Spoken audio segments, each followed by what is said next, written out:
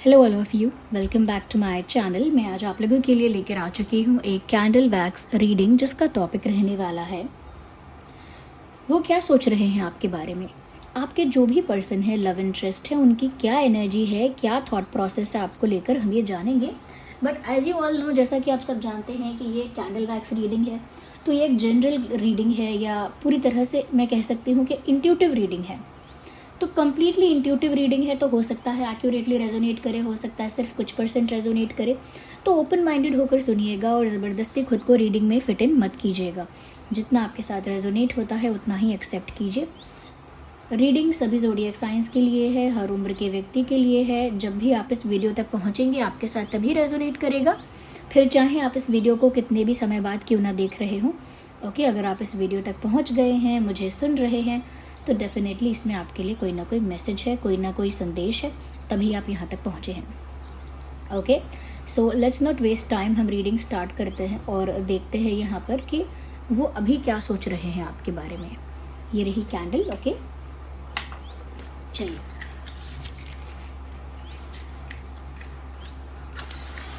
सो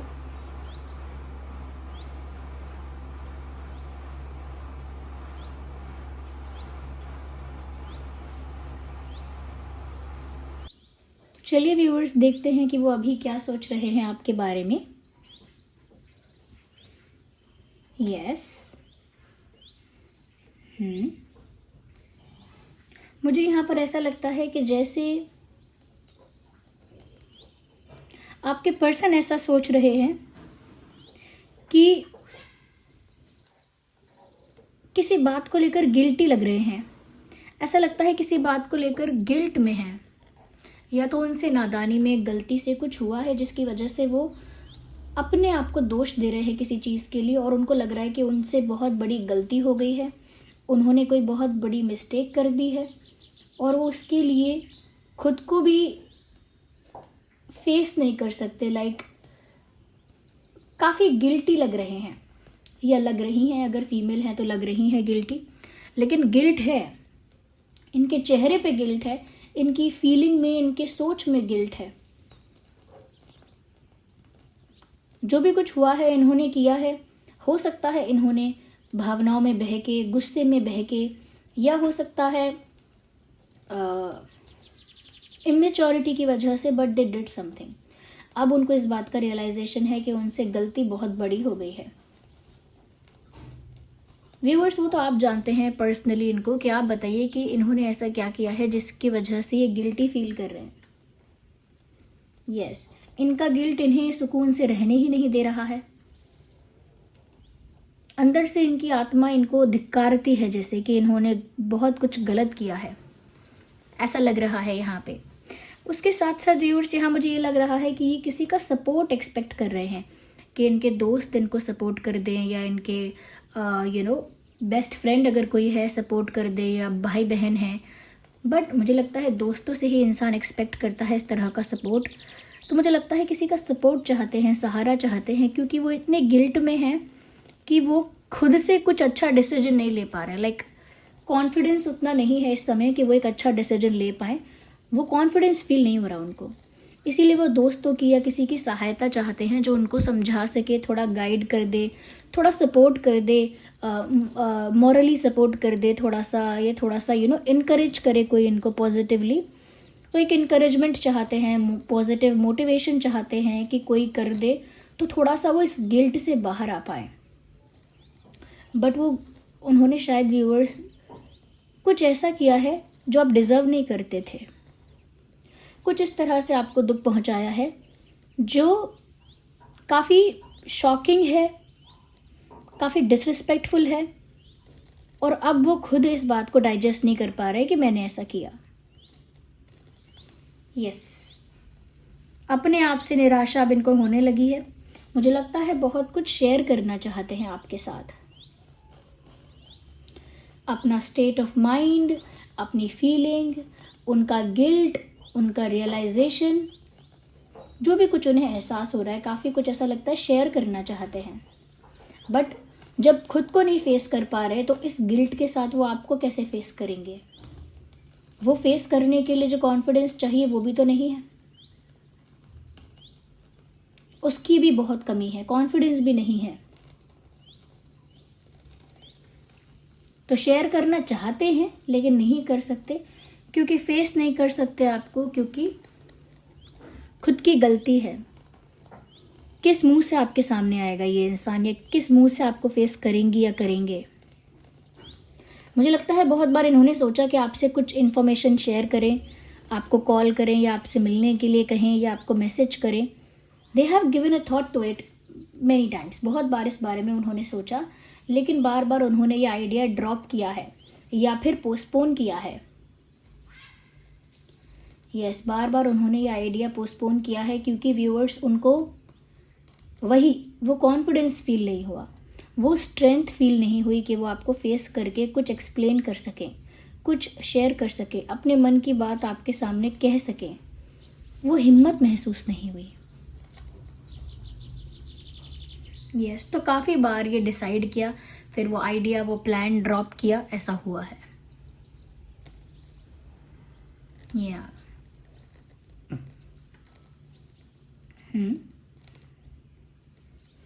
मुझे लगता है कहीं ना कहीं इस इंसान ने प्लान भी बहुत बनाए हैं, बनाते रहते हैं काफ़ी प्लान्स। हो सकता है करंटली भी प्लानिंग चल रही है।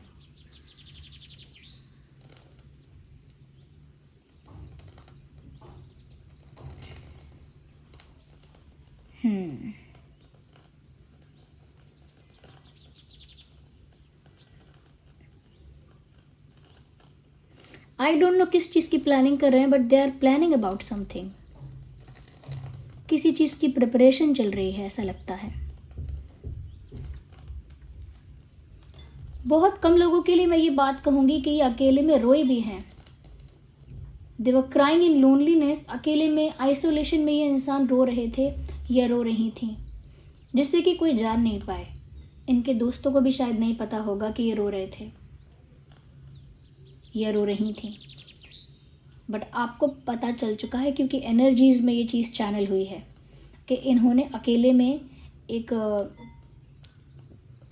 तरह से रो के अपना मन हल्का किया है। यस, अकेले में रोकर अपने मन को थोड़ा इन्होंने समझाया है, शांति दी है।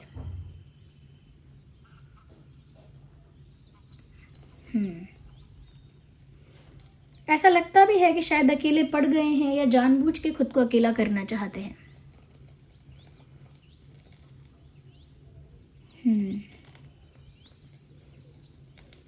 हो सकता है पर्पसली, डेलिबरेटली, जानबूझ के खुद को अकेला करना चाहते हैं। That could be the reason.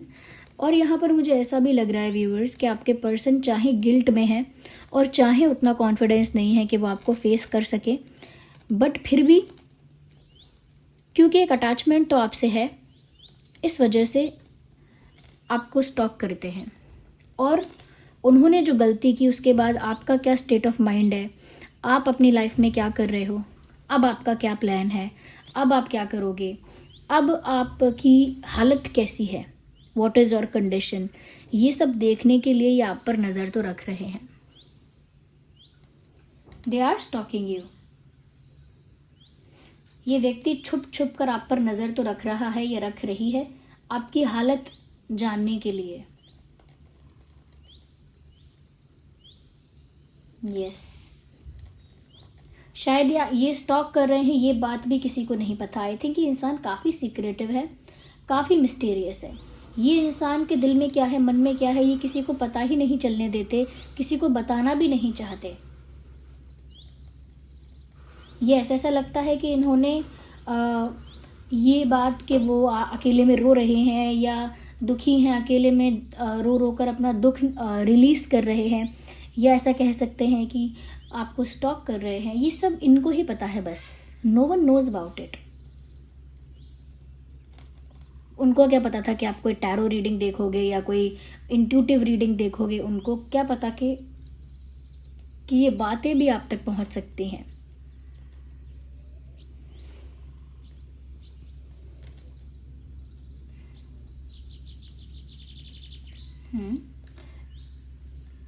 एक शॉर्ट, एक टॉल हो सकता है आप में से। एक शॉर्ट है, एक टॉल है। अच्छा, पता है क्या है इनके साथ प्रॉब्लम? इनके तरफ ना, इनके दिमाग में ना 2 तरह की बातें आती हैं। एक एंजलिक बात, एक थोड़ी डेविल वाली बात, यानी एक तरफ एंजल एक तरफ डेविल, इनके दिमाग में ये चलता है। तो एक तरफ तो ये बहुत इमोशनली आपसे अटैच हैं और आपको कहीं ना कहीं हर्ट नहीं करना चाहते, खुद भी बुरे इंसान नहीं हैं या बुरी नहीं है इतनी कि रूड हैं बहुत, इतनी एरोगेंट हैं या बहुत मीन हैं, ऐसा भी नहीं है।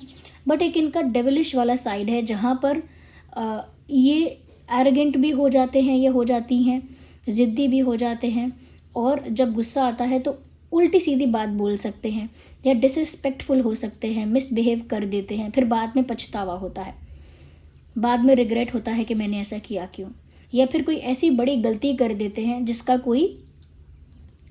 कोई सल्यूशन नहीं है। तो मुझे लगता है कि ये जो इंसान है ना, बहुत इम्पल्सिव है, ये बहुत रिएक्ट करते हैं चीज़ों पे। इनकी तरफ से आप प्यार और फ्लर्ट और रोमांस और रोमांटिक बातें या रोमांटिक चीज़ें बहुत देखेंगे, मतलब देखने को वो भी मिलेंगी, और इनकी तरफ से ये भी मिलेगा देखने को कि एकदम से डिसरिस्पेक्टफुल, एकदम से गलत लैंग्वेज का यूज़ करना, एकदम से अग्रेसिव हो जाना, एकदम से रूड और मीन हो जाना, और अचानक बातें करते करते एरोगेंट हो जाना, कि जैसे ऐसे कह देना कि मैंने तुमको फ़ोन नहीं किया था, तुमने मुझे फ़ोन किया है, या फिर मैं तुम्हारे पीछे नहीं हूँ, तुम मुझे पीछे पड़े हो मेरे, ओके, मुझे कोई फ़र्क नहीं पड़ता, वो तो तुम मुझे इंसिस्ट करते हो। तो एरोगेंट होना कि मैं किसी के पीछे नहीं हूँ, मैं किसी को फॉलो नहीं करता, लोग मुझे फॉलो कर रहे हैं या कर रही हैं, जो भी कर रहे हैं, तो कहीं ना कहीं अचानक एरोगेंस भी देखने को मिलता है। और नॉर्मली रहेंगे तो ये थोड़ा इमोशनल भी दिखते हैं, फ़नी भी दिखते हैं, लविंग भी दिखते हैं। बट मुझे लगता है कि इस इंसान का ना खुद को लेकर काफ़ी ज़्यादा कह सकते हैं ऑब्सेशन हो सकता है। लाइक कुछ लोग होते हैं ना जो सेल्फ ऑब्सेस्ड होते हैं, जिन्हें खुद की पड़ी है, खुद की चिंता है, अपने बारे में सोच रहे हैं, और सब कुछ वो नापते हैं, तोलते हैं अपने आप से कि मुझे कितनी खुशी हुई, मुझसे कैसे बात की गई, मुझे फील कैसा हो रहा है, मेरा मूड कैसा है, मेरी सिचुएशन कैसी है। ऐसे लोग दूसरों की सिचुएशन को, दूसरे के मूड को, दूसरे की कंडीशन को, या फिर दूसरे के हालात को, मन को, इच्छाओं को नहीं समझते। वो सब कुछ चलाते हैं लेकिन अपने मूड के अकॉर्डिंग, कि उनका मूड अच्छा है तो अच्छे से बात होगी, वो हैप्पी हैं या वो रोमांटिक मूड में हैं तो रोमांटिक बातें होंगी, ओके। उनको अगर आपकी याद आ रही है तो सब कुछ इमोशनल है, अगर वो आपसे मिलना चाहते हैं, बात करना चाहते हैं, तो सब कुछ रोमांटिक है, इमोशनल है, प्यारा है।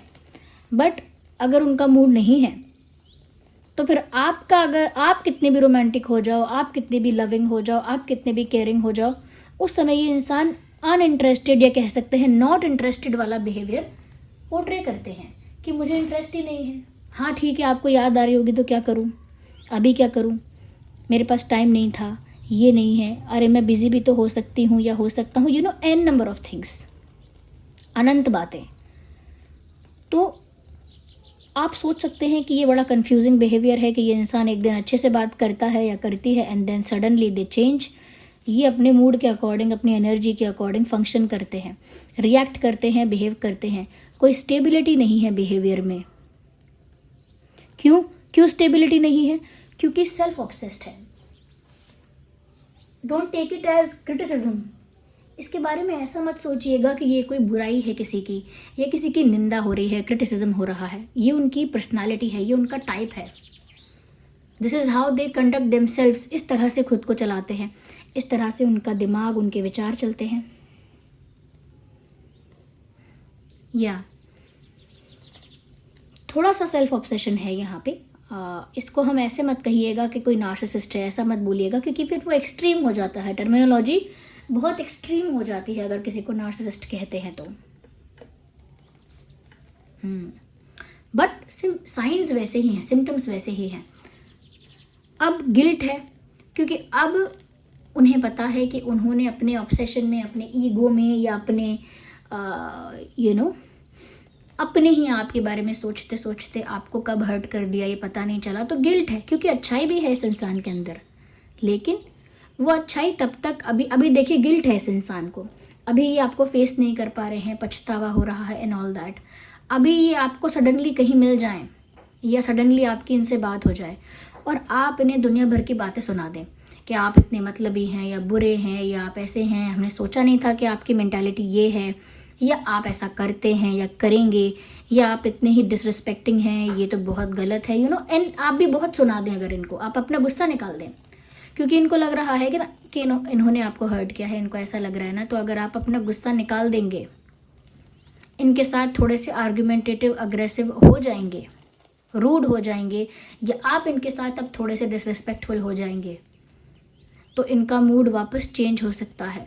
ये वापस उस टोन में या उस वे में आ सकते हैं कि मुझसे ऐसे कैसे बात की गई, मैं तो सॉरी हूँ ना, मैं तो मान रहा हूँ कि मुझसे गलती हो गई, तो फिर मेरे साथ ऐसा बिहेवियर क्यों? मैं ऐसा बिहेवियर नहीं सह सकता, मैं ऐसा बिहेवियर नहीं सह सकती। अगेन ये बात वहीं आती है कि खुद के अकॉर्डिंग है सब, कि मुझसे ऐसा बिहेव कैसे किया गया।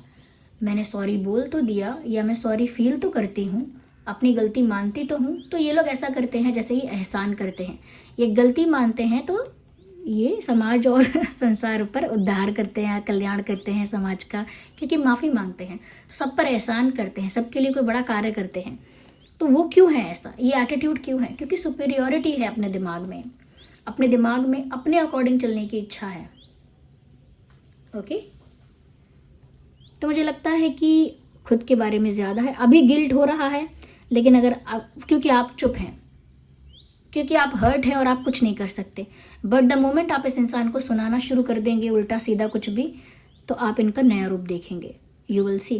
तो ये मैं कह सकती हूँ कि इनकी सोच में तो गिल्ट है, इनकी सोच में तो अपॉलॉजी है, इनकी सोच में तो दुख है, अकेले में रोना है, आपके लिए अटैचमेंट है इनके अंदर, तो बार बार बात करने की इच्छा है लेकिन हिम्मत नहीं है, सपोर्ट भी चाहिए सबका, बट ये सब चीज़ें जो हैं ये तब तक हैं जब तक आप इनको डिसरिस्पेक्ट नहीं कर रहे हैं। The moment you will disrespect और argue with this person, things will change.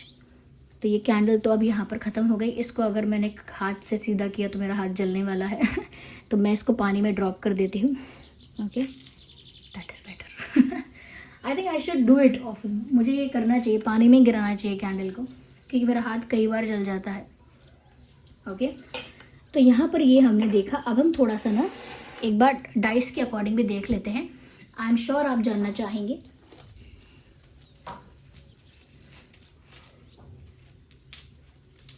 So let's see. Okay, why do you want to come out?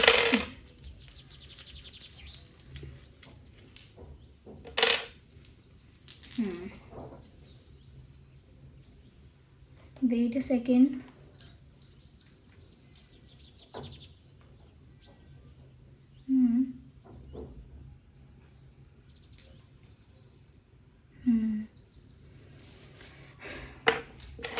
आइए देखते हैं viewers. Think about your person, think about your person, think about your person. सोचिए उनके बारे में, सोचिए। तो I hope you can see. Okay, यहाँ पर डाइस आ चुके हैं। ओके,